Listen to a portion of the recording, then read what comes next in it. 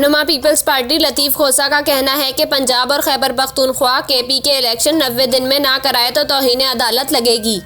लतीफ़ खोसा का कहना था कि पंजाब और खैबर पख्तूनख्वा केपी में इलेक्शन 90 दिन में कराना लाजिम है। अदालती हुक्म से इनहराफ पर तौहीन अदालत लगेगी।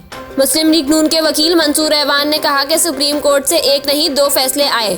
सुप्रीम कोर्ट बार एसोसिएशन के सदर आबिद जुबैरी का कहना था कि 90 दिन के बाद पंजाब और खैबर पख्तूनख्वा की निगरान हुकूमतें खुद ब खुद खत्म हो जाएंगी। माहिर कानून बैरिस्टर सलाहुद्दीन अहमद ने कहा कि फैसला वाज़ेह होता तो इसमें अभाम ना होता। 2 जजों ने कहा कि वो दीगर 2 जजों के फैसले की तायीद करते हैं, इसलिए फैसला 4-3 से हो गया है। अगर इस मामले पर फिल कोर्ट तश्कील दे दिया जाता तो ये कन्फ्यूजन आसानी से दूर हो सकती थी।